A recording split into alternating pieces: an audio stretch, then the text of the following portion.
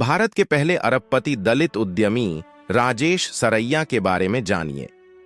पिता की दूरदर्शिता ने बनाया ऐसा नाम जिसे दुनिया कभी नहीं भूलेगी। तो जय भीम दोस्तों, आपसे यह निवेदन है कि वीडियो को पूरा जरूर देखें। तो चलिए वीडियो को शुरू करते हैं। भारत के पहले दलित अरबपति राजेश सरैया का जन्म उत्तर प्रदेश के सीतापुर के पास सरैया सानी गांव में हुआ था। दलित समुदाय में अपने बच्चों के नाम कल्लू, कुड्डू, नाथू आदि रखने की परंपरा थी। हालांकि इन परंपराओं से मुक्त होकर सरैया के पिता नथाराम ने अगली पीढ़ी के लिए एक नए युग की शुरुआत करने की कोशिश की। दलित बच्चों को उपहासपूर्ण नाम देने की अपमानजनक परंपरा का पालन करने से इनकार करते हुए नथाराम ने साहसपूर्वक इस परंपरा को तोड़ दिया और अपने बेटे को राजेश नाम दिया। राजेश का यह अलग नाम और उपनाम उनके पिता की प्रगतिशील सोच की देन है।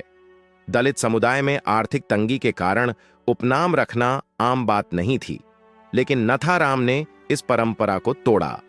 उन्होंने न केवल राजेश को एक सार्थक नाम दिया, बल्कि अपने बेटे के अस्तित्व के साथ अपने गांव की पहचान को बनाए रखने के उद्देश्य से सरैया को उपनाम के रूप में पेश किया। कैंसर को इतने करीब से देखने के बाद वापसी की प्रेरक कहानी। स्तन कैंसर रोगियों की मदद के लिए काम कर रही हैं मां बेटी की जोड़ी राजेश सरैया। राजेश सरैया शायद बहुत से लोगों को ज्ञात नाम ना हो, लेकिन भारत में दलित समुदाय के लोगों के लिए वह एक सुपर हीरो और रोल मॉडल हैं। भारत के देहरादून में एक मध्यम वर्गीय परिवार में जन्मे राजेश हमेशा से ही एक अध्ययनशील बच्चे थे, जो एक ऐसा करियर बनाने के लिए दृढ़ संकल्पित थे जिसकी कोई दलित व्यक्ति कभी कल्पना भी नहीं कर सकता था। उन्होंने रूस से एरोनॉटिकल इंजीनियरिंग में स्नातक की डिग्री हासिल की और बाद में जीवन में वही किया जो उन्होंने सपना देखा था। आज राजेश सरैया एक बहुराष्ट्रीय कंपनी के मालिक हैं, जो जर्मनी, तुर्की, चेक गणराज्य, इटली आदि जैसे कुछ विकसित देशों में धातु का कारोबार करती है। राजेश सरैया की कंपनी करोड़ों में कारोबार कर रही है। राजेश सरैया कंपनी राजेश सरैया स्टील मॉन्ट नामक एक बहुराष्ट्रीय व्यापारिक कंपनी शुरू करके भारत के पहले दलित उद्यमी बन गए, जिसके पास 10 साल से अधिक का स्टील ट्रेडिंग अनुभव है। यह दुनिया भर में कोक, कोयला, लौह अयस्क आदि जैसे औद्योगिक तैयार और अर्ध तैयार सामग्री की आपूर्ति करता है। स्टील मॉन्ट ने पहले दिन से ही एक सिद्धांत का पालन किया है, जो दुनिया में उच्चतम गुणवत्ता मानकों को बनाए रखना है, जो अब तक स्टील मॉन्ट की सफलता के पीछे गुप्त कारण है। राजेश सरैया की कुल संपत्ति।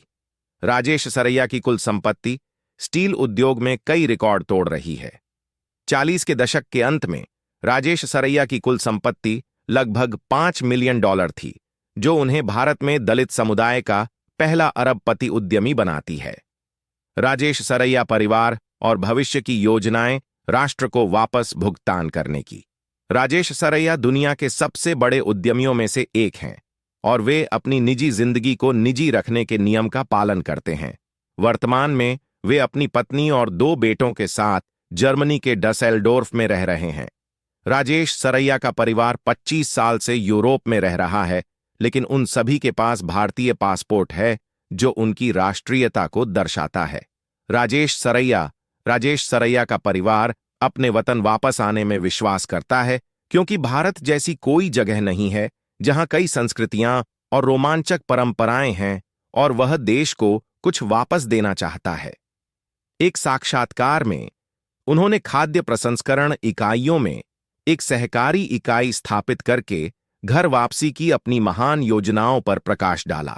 जाति व्यवस्था भारत में प्रेम विवाह के निर्णय में बाधा बन सकती है, लेकिन यह किसी के सपनों और आकांक्षाओं को सीमित नहीं कर सकती। भारत में कभी भेदभाव का शिकार रहे दलित समुदाय के राजेश सरैया ने साबित कर दिया कि अगर आप प्रतिबद्ध हैं, तो कोई भी जाति व्यवस्था आपके जीवन में सफल होने की भावना को नहीं तोड़ सकती।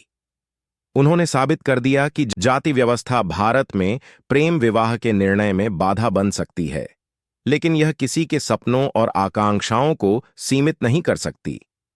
भारत में कभी भेदभाव का शिकार रहे दलित समुदाय के राजेश सरैया ने साबित कर दिया कि अगर आप प्रतिबद्ध हैं, तो कोई भी जाति व्यवस्था आपके जीवन में सफल होने की भावना को नहीं तोड़ सकती।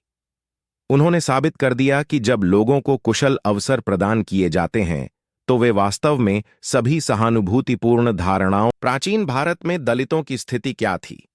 हमारे सभी सामाजिक विज्ञान और इतिहास की पुस्तकों ने प्राचीन भारत में दलितों की भयानक स्थिति को समझने के लिए पर्याप्त तस्वीर पेश की है।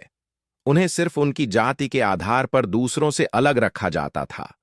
महात्मा गांधी द्वारा उनके लिए संघर्ष किए जाने तक उन्हें शिक्षा, भोजन, धार्मिक मूल्यों और जीवन की लेकिन बढ़ते भारत ने दलितों के साथ भेदभाव करने और उनके प्रति सहानुभूति रखने से लेकर उन्हें सामान्य जीवित व्यक्तियों के रूप में मानने तक का बहुत अधिक विकास किया है, जिनके पास जीवन में हर चीज पर समान अधिकार है।